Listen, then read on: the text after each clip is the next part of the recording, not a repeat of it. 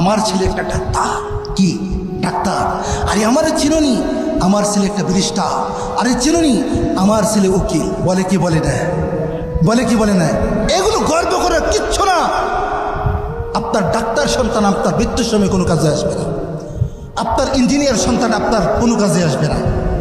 মৃত্যুর সময় কোনো কাজে আসবে না, কবরে কোনো কাজে আসবে না। আসবে?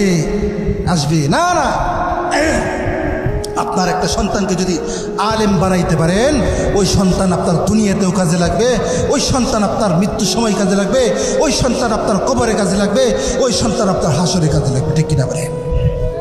দুনিয়াতে কাজে লাগবে কিনা? আচ্ছা বলেন তো দেখি, আজকে এই পৃথিবীর বুকে অনেক বড় বড় লোক বৃদ্ধাশ্রমে আছে, আছে কি আছে না? অনেক কোটিপতি লোক বৃদ্ধাশ্রমে আছে, আছে কি আছে না? আচ্ছা বলেন তো দেখি, এদের সন্তানকে একটাও হাফেজ, একটাও আলেম, একটাও আলেম না, না একটাও হাফেজ না, একটাও আলেম না। দেখবেন এদের সন্তান একটা ডাক্তার, এদের সন্তান একটা ব্যারিস্টার, এদের সন্তান একটা কে ইঞ্জিনিয়ার। ঠিক কিনা বলেন? পৃথিবীতে কোথাও খুঁজে পারবেন না একজন হাফিজ কুরআন, একজন আলেমের আব্বা কি বৃদ্ধাশ্রমে আছে? আছে? নাই। তাহলে দুনিয়াতে যদি আপনি ইজ্জত এবং সম্মানে বাঁচতে চান, তাহলে হাফেজে কুরআনের আব্বা হন। ঠিক কিনা বলেন? দুনিয়াতেও ফায়দা আছে কি আছে না? মৃত্যুর সময় ফায়দা আছে, মৃত্যুর সময় লাভ আছে কিনা? মুহতারাম হাজিরিন, মনে করেন একটা উদাহরণ দিয়ে শেষ করবো। দেখেন মৃত্যুর সময় আমাদের কেমন লাভ, আমাদের কবরে রাখলে কেমন লাভ, আমরা একটা উদাহরণ দিয়ে আমরা শেষ করবো ইনশাআল্লাহ আলোচনা। মনে করেন আপনার 3টা সন্তান আছে। কয়টা সন্তান?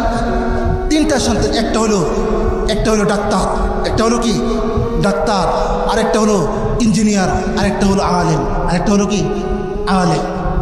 এই 3টা সন্তান আছে। দেখেন এই 3টা সন্তান যদি আপনার থাকে, কোন সন্তানের কত লাভ জানা দরকার আছে কিনা? মুহতারাম হাজিরিন, একটা মানুষ যখন মৃত্যুবরণ করে, সাকরাতুল মউত যখন শুরু হয়ে যায়, 500 ফেরেশতা এসে ধরে। কত ফেরেশতা? 500 ফেরেশতা এসে ধরে, চাপ দিয়া ধরে। সাকরাতুল মউত ব্যক্তিকে 500 ফেরেশতা এসে ধরে। ধরে তখন সাকরাতুল মউত ব্যক্তি বলতে থাকে, কি গো তোমরা কারা? আমাকে ভীষণ চাপ দিয়ে ধরছো কেন? আমার তো ভীষণ কষ্ট হচ্ছে, আমাকে ছেড়ে দাও, আমার তো ভীষণ কষ্ট হচ্ছে। আমার সমস্ত সম্পত্তি নিয়ে যাও, আমার সমস্ত সম্পত্তি তোমরা নিয়ে যাও। আচ্ছা বলেন তো, সমস্ত সম্পত্তি নিয়ে কি ফেরেশতারা ছাড়বে? ছাড়বে না। আচ্ছা বলেন তো দেখি, যখন বাবা মা অসুস্থ হয়ে যায়, সন্তান কাছে আসে কিনা? সন্তান কাছে এসে তখন আব্বাকে বলে, আব্বা কি হয়েছে তোমার? আব্বা তোমার কি হয়েছে, এমন করছো কেন? ডাক্তার সন্তান যখন আসলো তার বাবার কাছে, বাবাকে বলল, বাবা তুমি এমন ছটফট করতেছো কেন? বাবা তোমার কি হয়েছে? তখন বাবা বলে, ও আমার সন্তান, সাকরাতুল মউত যে কত কঠিন, যে আমার কত কষ্ট হচ্ছে, আমার কষ্ট দূর করে দাও। আচ্ছা বলেন তো দেখি, ডাক্তারি বিদ্যা যদি ফেরেশতাদেরকে দেওয়া হয়, আচ্ছা বলেন তো তার আব্বাকে ছাড়বে? ছাড়বে না, ছাড়বে না, ছাড়বে না। তখন প্রত্যেকটা বাবা বলতে লাগবেন, আরে ডাক্তার ভূত, তোমার ডাক্তার বানাইলাম, এত লক্ষ লক্ষ টাকা খরচ করে তোমার ডাক্তার বানাইলাম, তোমার তো লাভ হইল, তুমি ডাক্তার বিদ্যা দ্বারা তুমি টাকা পয়সা উপার্জন করতে পারবা, আমার তো কোনো লাভ হইল না, আমাকে যদি না বাঁচাইতে পারলা তাহলে আমার কি লাভ হইল? আচ্ছা বলেন তো দেখি, ইঞ্জিনিয়ার সন্তান, আচ্ছা বলেন তো দেখি তার আব্বা আম্মা কি ফেরেশতাদের কাছ থেকে বাঁচাইতে পারবে? বাঁচাইতে পারবে না। তখন বলবেন, তোমাকে তো অনেক টাকা খরচ করে তোমাকে ইঞ্জিনিয়ার বানাইলাম, তোমার লাভ হইল, আমার তো কোনো লাভ হইল না।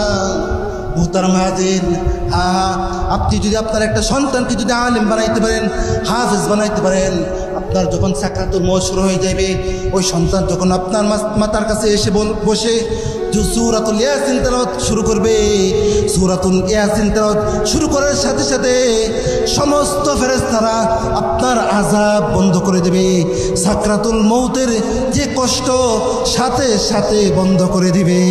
বলেন না সুবহানাল্লাহ। তাহলে আপনার ডাক্তার সন্তান দ্বারা কি লাভ হইল, আপনার ইঞ্জিনিয়ার সন্তান দ্বারা কি লাভ হইল? হ্যাঁ, আপনি যদি একজন আলেম বানাইতে পারেন, আপনার মৃত্যুর সময় লাভ আছে কিনা, লাভ আছে কিনা?